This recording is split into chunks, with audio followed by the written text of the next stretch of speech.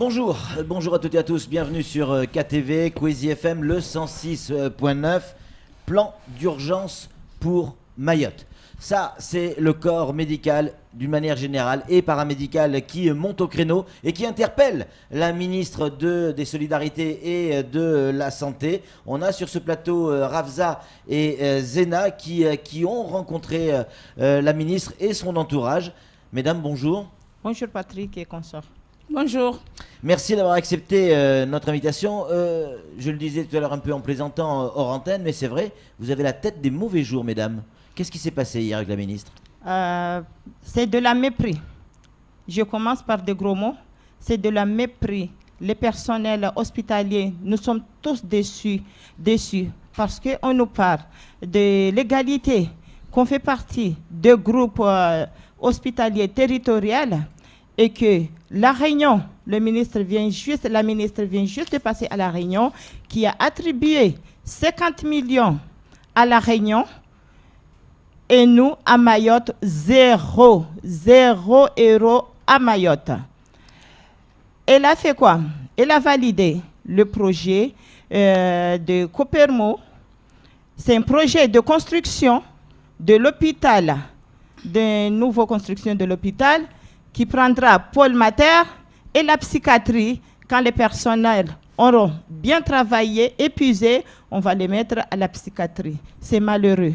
Nous, les personnels soignants, sur nos plans d'urgence, parce que nous avons un plan d'urgence pour les effectifs généraux, nous sommes épuisés, je pèse bien mon mot, épuisés, et qu'on a constaté que notre direction ne nous a pas soutenus. C'est malheureux parce que nous, on a soutenu parmi nos revendications, nous avons soutenu leur dossier qui était Copermo. Vous avez le sentiment d'avoir été trahi, Rafza ? Oui, je dirais comme ça, trahi par la direction. Et puis la ministre, elle a bien dit que sa visite, elle n'était pas venue pour de promesses, elle ne voulait pas faire de promesses. Et elle est venue voir les choses, mais après, elle mettra en place un groupe de travail avec l'ARS pour pouvoir relayer et remonter les doléances. Donc tout n'est pas négatif. Si, Pourquoi, tout est Zena ? négatif. Pourquoi ? Parce que ce qu'il vient de dire, mettre en place un plan de travail, ça a été déjà fait l'année dernière, Patrick. Et je pense que chaque année, on nous répète la même chose. Elle dit qu'elle ne veut pas faire de promesses. Excuse-moi, je répète, c'est du mépris. Parce qu'elle ne fait pas de promesses. On nous dit que Mayotte fait partie de priorités ultramarines. Et c'est 0 €. Quand, pour une réponse de désert médical, 0 €. Uniquement le bâti. On bâtit, comme elle a dit Rafza, on bâtit dans 10 ans. On va construire dans 10 ans. Et en attendant, nous qui sommes là, et en attendant, les urgences, les plans d'urgence, où sont les effectifs, les mesures d'urgence d'effectifs qu'on a demandées? Où sont?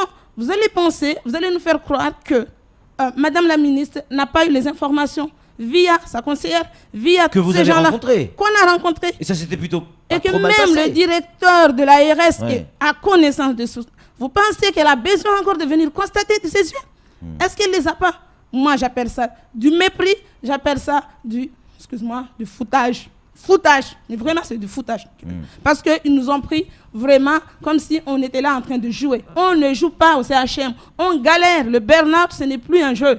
On est tous en burn-out. Donc ça suffit. Arrêtons de nous dire, vous allez avoir 300 millions parce que c'est une construction de l'hôpital.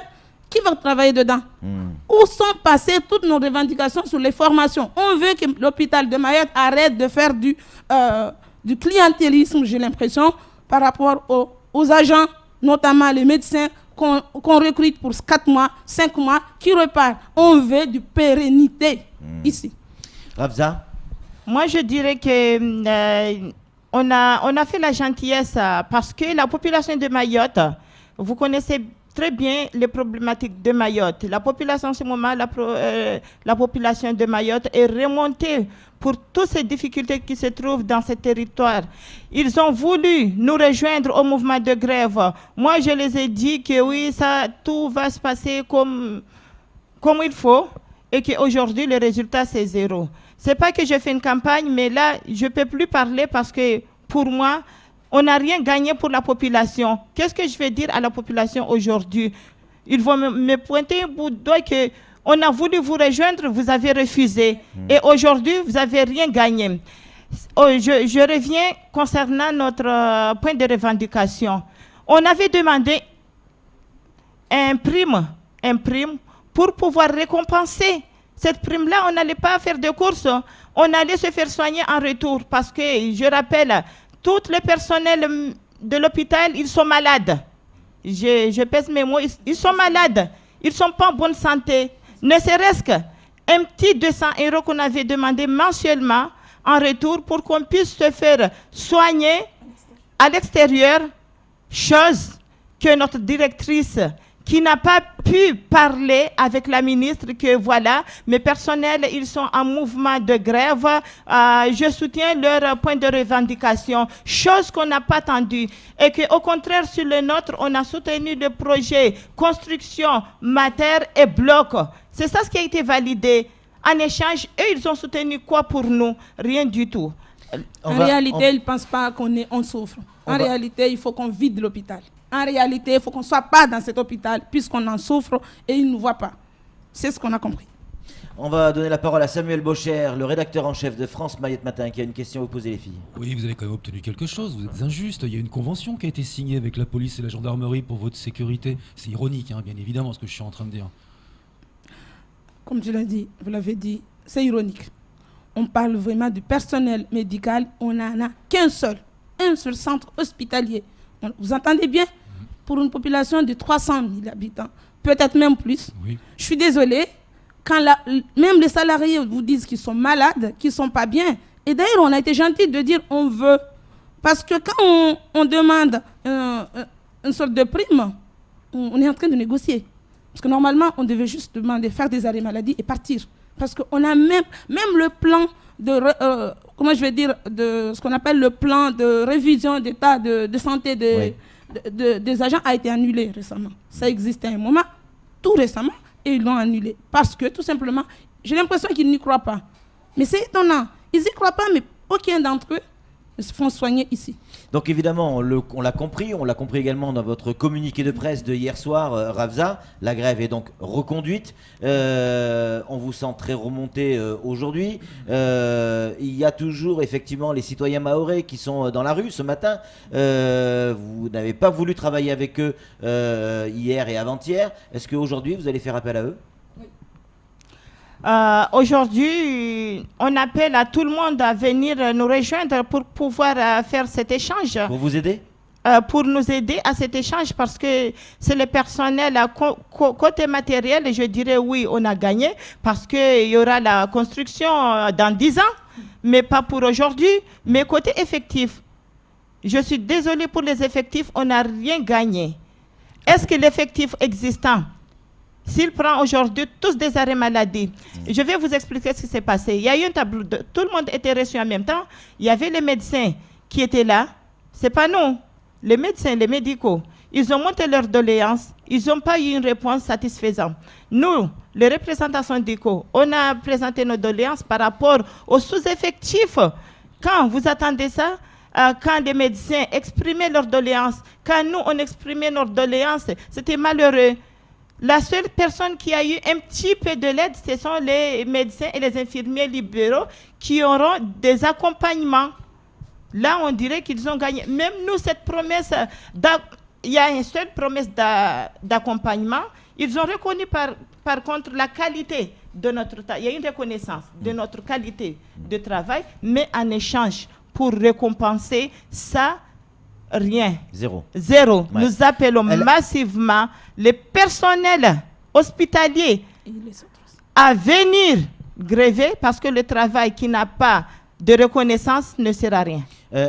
Mesdemoiselles ou mesdames, pardon, quand on voit effectivement la colère du personnel hospitalier, on se pose la question à quoi va ressembler cette manifestation pour les jours qui viennent. On sait également qu'il y a un ministre du budget qui arrive prochainement. Vous êtes aussi concerné. À quoi ça va ressembler ces manifestations là, pour les jours qui viennent là, ou même aujourd'hui déjà? Patrick, c'est dommage. Si hier, elle nous l'avait dit que voilà, parce que j'ai entendu dire, quand elle a parlé à Maït Première, elle a dit qu'il y a, par exemple, les primes de surcharge de travail, c'est pas elle de décider ça, c'est la ministre de budget. Si elle nous l'avait dit hier, on aurait dû comprendre qu'il y a certaines choses qui ne sortent pas d'elle. Il fallait qu'on voit autrement. Là, en intersyndical, on va se voir pour demander ce rendez-vous avec la ministre de budget pour pouvoir obtenir nos droits. C'est ce qu'on va faire ce matin. Mais je pense que la grève va passer sur une autre phase parce qu'on est tellement remonté, on est déçus et que les personnels sont vraiment déçus. La grève d'hier n'était pas la grève habituelle des agents du CHM. On a été très gentils. Elle a été très surprise également, selon ses déclarations, notamment sur Kwesi, par le fait que les enfants ne soient pas tous vaccinés. Ça l'a choqué, ça. Patrick, je vous dis quelque chose que... C'est vrai, vous l'avez entendu aussi. Oui, je vous dis quelque chose que vous ne connaissez pas. Il y a un travail qui doit se faire avec la PMI. Oui. La PMI doit relayer les vaccins des enfants, la prévention pour faire la prévention. Ça s'appelle BCG. Oui. Ça a été relayé par les sages-femmes, par les maternités, qu'on dirait qu'il y a un glissement de tâches. C'est les sages-femmes, c'est les matères qui font les BCG. Et pourquoi les PMI ont refusé ça? Parce qu'il y a manque de médecins et que les infirmiers ne veulent pas faire un travail qui ne relève pas de leurs compétences. Alors, il y avait besoin de médecins. Si elle, aujourd'hui, à l'arrivée, si elle avait augmenté au moins le nombre de médecins, là, on aurait gagné. Parce qu'on dirait que ce glissement de tâches, le travail de sage-femme qui le fait aujourd'hui à la maternité, ça a été relayé et nous, ça n'aurait nous déchargé de notre travail parce que nous aussi, on contribue à ça. Il y a des tâches que nous, on contribue, ça nous rajoute des tâches. On ne peut plus supporter ça. Patrick, juste une chose. Si ça ne va pas au CHM, si ça ne va pas à Mayotte, j'ai envie de lancer ce message-là, dire à tous les Maoris, à tous ceux qui sont à Mayotte, que ça ne va vraiment pas. Donc, venez défendre votre santé. Venez défendre votre avenir. C'est tout. Parce qu'il ne faut pas penser que c'est les agents de CHM qui veulent des primes, des salaires. On fait tous des activités annexées. On fait tous des supplémentaires qui ne sont jamais payés. Tous. Ce n'est pas ça qu'on veut. On veut une meilleure santé. Donc, Patrick, s'il vous plaît, Maoré, venez. Patrick, ce week-end, à l'heure de notre garde, parce que moi aussi j'ai été de garde ce week-end, les lits ont été triplé, normalement, c'est doublé, c'est triplé, allez voir quadruplé dans tous les services de CHM et aussi parce que j'ai été appelé, puisqu'on avait annoncé une grève, j'ai été appelé par des personnels qui me disaient, Rafza, c'est la catastrophe aux urgences, c'est la catastrophe dans tous les services. Tous les services ont été triplés, allez voir quadruplés de lits et nous qui étions à la maternité, ça doublait les naissances. Si notre directrice dit que l'activité a baissé, pour nous c'est faux les syndicalistes, c'est faux. Au contraire, ça a augmenté. Samuel, une réaction? Oui, vous parliez des 50 millions octroyés par la ministre à l'hôpital réunionnais. Il y a un déficit de 16 millions d'euros, je crois, à La Réunion. Et il y avait 250 personnes qui étaient de trop à La Réunion qui devaient partir. Pourquoi est-ce qu'on ne les fait pas venir chez nous, nom de Dieu? Et pourquoi c'est là-bas qu'on donne 50 millions d'euros? Parce que l'attractivité ici est complètement nulle. Ils sont en train de renvoyer toute l'attractivité à La Réunion. C'est pour ça qu'ils ont un surplus là-bas. C'est pour ça qu'on déplore l'idée de nous dire qu'on est un GHT. On n'est pas un groupement hospitalier territorial. Il n'y a pas de mutualisation de moyens. Il n'y a pas de mutualisation de fonctionnement. Parce qu'il suffit ramener ces gens-là. Si on est un GHT, c'est le même pourtant, j'ai vu un infirmier mahorais partir à La Réunion il n'y a pas longtemps. Parce que les avantages sont là-bas. Eh oui. Quand je lui ai dit qu'il n'y a pas de mutualisation des moyens, c'est vraiment le cas. Les attractivités, ça n'existe pas ici. On dit à ceux qui doivent venir, et même c'est moindre. Ceux qui sont sur place sont déjà oubliés. Donc, bien sûr, même s'il y a des difficultés là-bas, les gens voudront aller à La Réunion. Même les Maoris veulent aller à La Réunion. Là a été fait.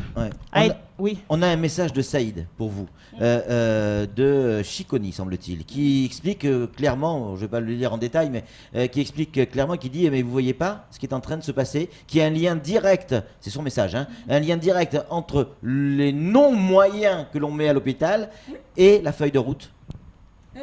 De la baladure. Eh oui. Est-ce que selon vous, il y a un lien? Est-ce que Saïd a raison? La question a été posée hier à la ministre, elle n'a pas répondu. C'était un médecin qui lui a demandé, je pense que c'est un radiologue qui lui a dit, mais je ne sais pas si le gouvernement au niveau santé veut aussi faire comme le visa Balladur, mais elle n'a pas répondu. Et on craint que ce soit le cas. Et ce sera vraiment malheureux, parce que je ne vois pas pourquoi on doit encore reculer à il y a 50 ans. Et Dr Ramlati, hier quand même, il s'est battu, hein, il a remonté un petit peu le ton devant la ministre, et que nous aujourd'hui, nous lançons appel à tous les élus de Mayotte de venir nous rejoindre. Il n'y a pas besoin que c'est nous qui aillent vers eux, qu'ils viennent vers nous, parce qu'on est au secours, on leur demande au secours. Ils fassent le boulot. Les élus, moi je ne demande pas à ce qu'ils viennent dans la rue, qu'ils fassent leur travail, qu'ils prennent leur place. On en a marre de voir des chaises vides au CHM par rapport aux élus. Qu'ils viennent, s'il vous plaît. Il s'agit des élus mahorais, c'est la santé des mahorais. Zena Ravza, on a entendu votre message, on a entendu votre douleur, on a entendu votre colère. Je reste persuadé que du côté du ministère, on l'a aussi entendu. On a entendu aussi votre appel à la population et aux élus. C'est tout pour ce temps de parole. Tout de suite, la suite de nos programmes.